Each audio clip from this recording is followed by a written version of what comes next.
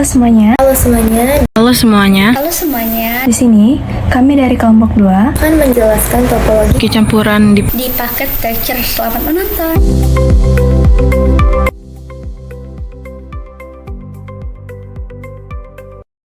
Perkenalkan, nama saya Zara Nelvia, NPM 0625 3080 1573. Perkenalkan, nama saya Misilia Ranti, biasa dipanggil Mei. Saya dari kelompok 2 kelas 2 ya. Perkenalkan, nama saya Heti Zaskia dari kelompok 2. Perkenalkan, nama saya Dinda Ramadhani Ikra, PM 0625 3080 1557.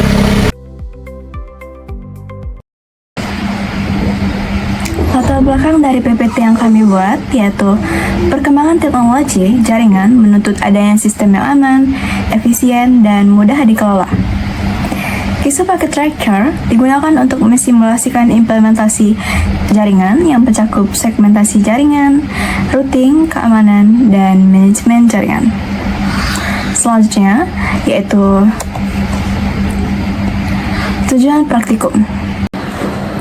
Tujuan praktikum tersebut yaitu yang pertama mempelajari konfigurasi VLAN, yang kedua mengimplementasikan inter-VLAN routing, yang ketiga menggunakan OSPF sebagai routing protokol, yang keempat mengkonfigurasikan DHCP dan access point, yang kelima menerapkan QoS, yang keenam mengimplementasikan MPLS dan VPN, yang ketujuh menggunakan NAT, ACL, firewall, dan SNMP. Next, kita akan menjelaskan ke dalam materinya. Gambar topologi. Di sini kami membuat topologi yang menggabungkan antara smash, star, dan hybrid. Di beberapa topologi ini memiliki rangkaian, yaitu router, switch layer, multi-layer switch, server, access point, dan PC client. Topologi digunakan untuk menghubungkan beberapa VLAN dan kantor cabang secara terintegrasi. Selanjutnya, yang pertama itu implementasi VLAN. VLAN yang digunakan yaitu VLAN admin, VLAN teknis, dan VLAN tamu. Fungsi VLAN yaitu memisahkan broadcast domain, meningkatkan keamanan jaringan, dan mempermudah manajemen jaringan. Selanjutnya, yang kedua, inter-VLAN routing. Inter-VLAN routing memungkinkan perangkat yang berada pada VLAN berbeda untuk saling berkomunikasi. Contohnya, VLAN admin dapat mengakses server, VLAN teknis dapat bertukar data dengan VLAN lain. Keuntungannya, mempermudah komunikasi antar divisi dan tetap menjaga segmentasi jaringan. Berikut ini adalah gambar pembuktian inter-VLAN routing di multi-layer switch. Setelah kami cek, inter-VLAN routing berhasil up. Selanjutnya, Baik, di sini saya akan menjelaskan apa itu OSPF. Sebelumnya, pada gambar ini terlihat beberapa router yang saling terhubung dalam satu jaringan. Router-router tersebut menggunakan protokol OSPF untuk bertukar informasi routing. Garis penghubung antar router menunjukkan jalur komunikasi yang digunakan untuk mengirim data. OSPF atau Open Shortest Path First adalah protokol routing dinamis yang berfungsi menentukan jalur terbaik untuk pengiriman paket data. OSPF memiliki keunggulan berupa konfigurasi yang cepat, skalabilitas yang tinggi, dan cocok digunakan pada jaringan besar. Pada pengujian yang kami lakukan, router berhasil bertukar informasi routing secara otomatis sehingga seluruh jaringan dapat saling terhubung dengan baik. Selanjutnya itu ada trunk dan multi-layer switch. Pada gambar terlihat switch yang terhubung dengan multi-layer switch menggunakan koneksi trunk. Selain itu, terdapat beberapa VLAN seperti VLAN admin, VLAN teknis, dan VLAN tamu yang terhubung ke switch. Trunk ini digunakan untuk membawa beberapa VLAN dalam satu jalur komunikasi sehingga lebih efisien. Sedangkan multi-layer switch berfungsi sebagai switch sekaligus router yang mampu melakukan inter-VLAN routing. Dengan adanya multi-layer switch, komunikasi antar VLAN dapat berjalan lebih cepat dan beban kerja routing menjadi lebih ringan. Selanjutnya itu ada failover atau redundancy. Pada gambar terlihat adanya dua jalur atau lebih yang menghubungkan jaringan. Salah satu jalur digunakan sebagai jalur utama dan jalur lainnya sebagai cadangan. Saat salah satu router atau jalur mengalami gangguan, jalur cadangan akan mengambil alih komunikasi. Failover atau redundancy digunakan untuk menjaga ketersediaan layanan jaringan. Pada pengujian, salah satu router dimatikan untuk mensimulasikan gangguan. Hasilnya, jaringan tetap dapat berjalan dan komunikasi antar perangkat tetap tersedia. Hal ini menunjukkan bahwa sistem memiliki tingkat keandalan yang baik. Selanjutnya itu ada DHCP server. Pada gambar terlihat DHCP server yang terhubung ke jaringan serta beberapa klien yang menerima alamat IP secara otomatis. Tampilan konfigurasi IP menunjukkan bahwa perangkat berhasil memperoleh IP address dari server DHCP. DHCP atau Dynamic Host Configuration Protocol digunakan untuk memberikan alamat IP secara otomatis kepada klien. Keuntungan DHCP adalah mempercepat konfigurasi jaringan, mengurangi kesalahan pengaturan IP, dan mempermudah pengelolaan jaringan. Pada topologi ini, DHCP diterapkan pada VLAN admin dan VLAN tamu, sehingga setiap perangkat dapat langsung terhubung ke jaringan tanpa konfigurasi manual. Dari implementasi OSPF, True, Multilayer Switch, Failover, dan DHCP server dapat terlihat bahwa jaringan yang dibangun mampu beroperasi secara efisien, mudah dikelola, memiliki jalur cadangan saat terjadi gangguan, serta mendukung pemberian alamat IP secara otomatis kepada pengguna. Selanjutnya itu ada access point dan wifi. Nah, di access point ini biasanya digunakan untuk menyediakan koneksi jaringan di kabel. Nah, fungsinya itu untuk menghubungkan perangkat wireless dan menyediakan akses jaringan untuk VLAN tamu. Terus itu ada keuntungan. Nah, di keuntungan ini biasanya disebut dengan fleksibilitas pengguna, terus ada kemudahan akses jaringan. Oke, next, selanjutnya itu ada cost atau biasa disebut quality of service.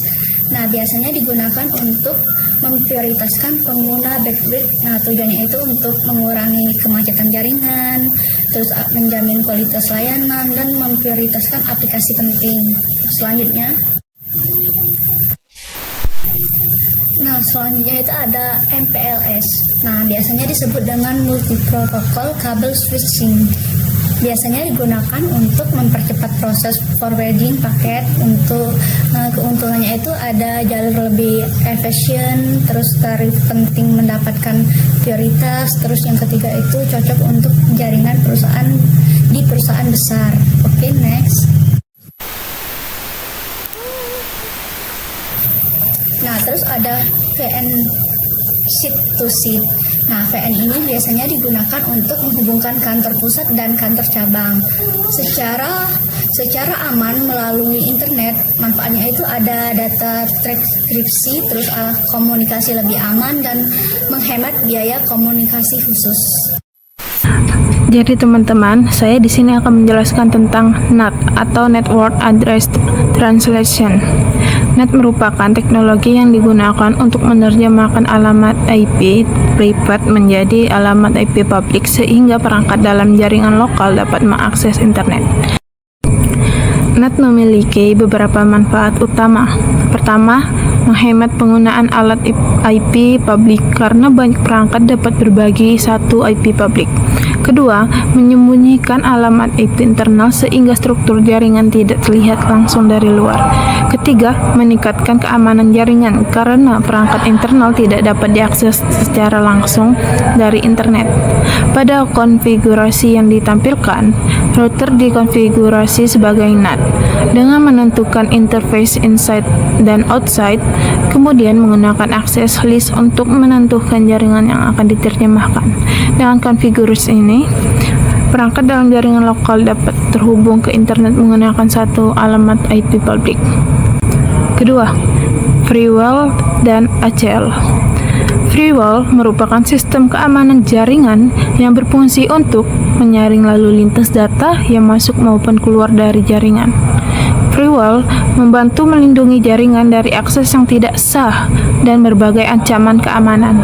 Selain firewall, terdapat ACL atau Access Control List. ACL digunakan untuk mengatur hak akses dan mengontrol paket data berdasarkan aturan tertentu. Sebagai contoh, administrator dapat diberikan akses penuh ke seluruh sumber daya jaringan, sedangkan pengguna tamu hanya diberikan akses terbatas. Dengan ACL, administrator jaringan dapat menentukan siapa yang boleh mengakses layanan tertentu dan siapa yang harus dibatasi. Penerapan firewall dan ACL secara bersamaan akan meningkatkan keamanan jaringan serta membantu pengelolaan akses pengguna secara lebih efektif. SNMP atau Simple Network Management Protocol. Pada bagian berikutnya, kita membahas SNMP atau Simple Network Management Protocol. SNMP adalah protokol yang digunakan untuk memantau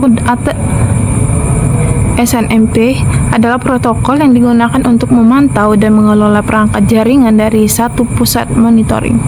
Perangkat yang dapat dipantau menggunakan SNMP antara lain router, switch, access point, dan server. Manfaat utama SNMP adalah memungkinkan monitoring jaringan secara real-time sehingga administrator dapat mengetahui kondisi perangkat setiap saat. Selain itu, SNMP membantu mendeteksi gangguan lebih cepat karena informasi status perangkat dapat dikirim secara otomatis. Dengan demikian, proses administrasi dan pemeliharaan jaringan menjadi lebih mudah dan efisien. Melalui SNMP, administrator dapat memantau pengguna bandwidth, status perangkat, serta performa jaringan secara keseluruhan. Sebagai kesimpulan, berbagai teknologi jaringan yang telah dipelajari memiliki peran yang saling melengkapi. VLAN digunakan untuk melakukan segmentasi jaringan sehingga pengelolaan jaringan menjadi lebih struktur. Inter-VLAN routing memungkinkan komunikasi antar VLAN yang berbeda. DHCP mempermudah proses pemberian alamat IP secara otomatis kepada perangkat. OSPF membantu proses routing agar jalur komunikasi menjadi lebih efisien. MPLS, VPN, dan NAT meningkatkan performa sekaligus keamanan jaringan. Selain itu, firewall, ACL, dan SNMP berperan penting dalam menjaga keamanan serta memantau kondisi jaringan secara berkelanjutan. Dengan penerapan teknologi-teknologi tersebut, jaringan dapat berjalan lebih aman, efisien, dan mudah dikelola. Sekian presentasi dari kelompok kami. Terima kasih atas perhatian yang diberikan.